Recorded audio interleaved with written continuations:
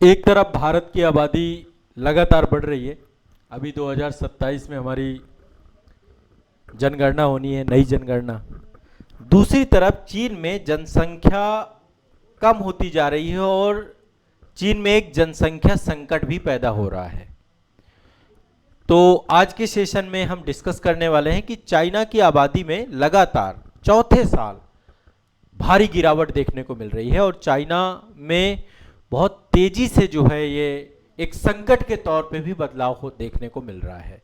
तो आइए एक बार समझने की कोशिश करते हैं कि आखिरकार चीन में एक केस स्टडी के तौर पे भी हो सकता है। आप समझिए, भारत जो है विश्व में क्षेत्रफल के आधार पे 7वां सबसे बड़ा राष्ट्र है और यदि हम चाइना की बात करें तो चाइना तीसरे नंबर पे आता है क्षेत्रफल में। ठीक है, चाइना के पास क्षेत्रफल भारत से बहुत ज्यादा है। आबादी चाइना की भी 140 करोड़ के आसपास है, भारत की आबादी 142 करोड़, चाइना को भी हम पार कर चुके थे। तो चाइना में आखिरकार अभी क्या स्थिति चल रही है, दरअसल ये हमें समझ में कैसे आता है। एक्चुअल में यदि आप देखें तो चाइना की जो प्रजनन दर है ना, वो प्रतिस्थापन स्तर से काफी नीचे चली गई है। 2020 में जब आधिकारिक आंकड़ा था, वहां का ऑफिशियल डेटा था, तो चाइना की जो प्रजनन दर थी वो कितनी थी, 1.3। वर्तमान में अभी कितनी है, 1 पहुंच गई है।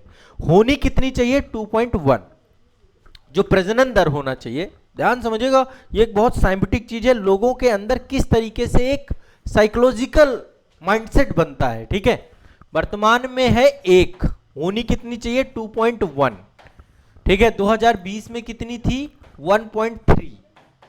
प्रजनन दर की बात कर रहा हूं मैं, ये प्रेजेंट है 2026। ठीक है, और ये होना चाहिए एक्चुअल में, ताकि जनसंख्या प्रतिस्थापन रहे। अब ये हुआ कैसे, इसके पीछे के कई कारण हैं। क्यों वहां के लोगों ने, एक तो सबसे पहले बात, सरकार के द्वारा एक बहुत सख्त जनसंख्या नियंत्रण नीति लेकर के आई थी। चीन ने 2015 में 2 बच्चों और 2021 में 3 बच्चों की अनुमति देने की बात कही थी।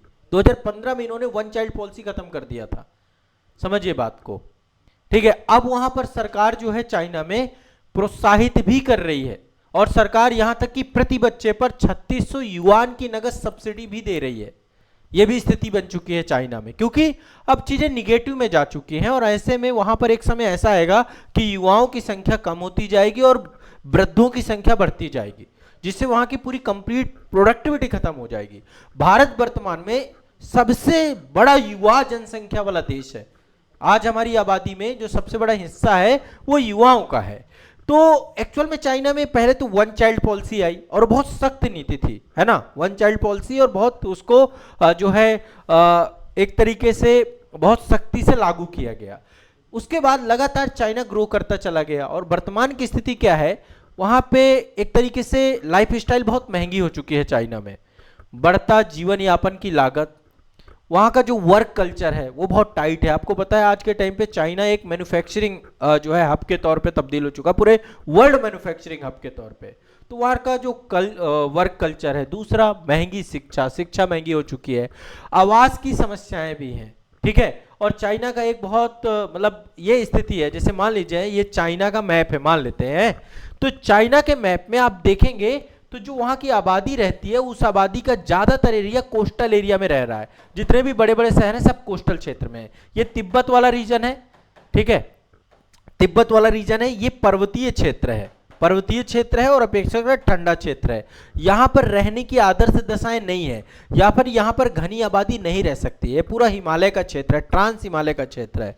जितनी भी आबादी रहती है या जो ग्रीनरी है, जो एग्रीकल्चर लैंड है, जो मैदानी क्षेत्र है, यहाँ से तिब्बत से बहुत सारी नदियां निकलती हैं, चाहे हुआंगहो नदी हो, यांगसी नदी हो। ये नदियों के द्वारा जो यहाँ पे मैदान बनाए गए हैं, तो एक कोस्टल एरिया में यहीं पे संघाई हो गया, वुहान हो गया, बीजिंग हो गया, बड़े बड़े शहर आपके, हांगकांग हो गया, ये सब बड़े बड़े शहर यहां पर है।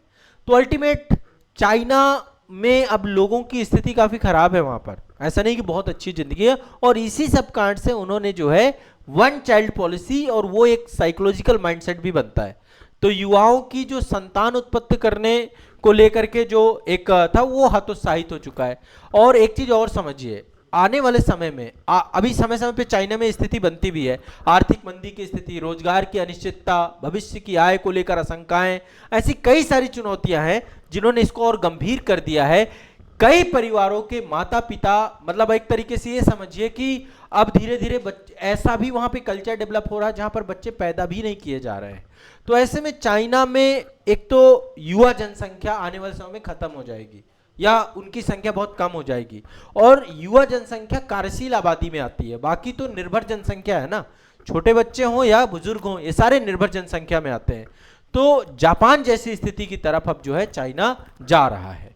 ठीक है, तो अभी सरकार इस दिशा में काम बहुत तेजी से कर रही है। वैसे देखिए भारत को भी, अभी भारत में एक तो ये प्रमोशन है, हम दो हमारे दो, ये एक प्रमोशन है, लेकिन कोई बहुत सख्त नीति नहीं है, ये एक लोगों के ऊपर छोड़ा गया है कि आपको इस चीज का ध्यान देना है। निश्चित तौर पे भारत की आबादी बहुत तेजी से बढ़ रही है, अभी हमारी आबादी में कोई रोक नहीं है, लेकिन एक चीज जरूर है कि भारत की आबादी जो प्रतिस्थापन दर है 2.1 तक पहुंच गई है, और इसी को मेंटेन करके यदि हम रखेंगे तो आबादी ना तो घटेगी ना तो बढ़ेगी, है ना, एक फिक्स रोटेशन पे चलते रहेंगे। तो ये जनसंख्या नियंत्रण को लेकर के भारत में जो काम किए गए हैं वो ठीक है, लेकिन प्रतिस्थापन आबादी का होना बहुत जरूरी है। जब तक वो नहीं होगा तो एक समय बाद वृद्धों की जनसंख्या ज्यादा हो जाएगी और युवाओं की जनसंख्या कम हो जाएगी।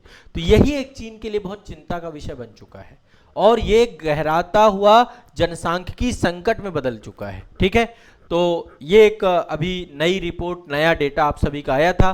लगातार चौथे साल भी जनसंख्या में गिरावट देखने को मिली गई है। अब सरकार जो है वहां पर वित्तीय प्रोत्साहन दे रही है, बहुत सारे नीतिगत उपाय लागू कर रही है, और सरकार अब जाकर के 3 बच्चों की नीति भी ले आई है।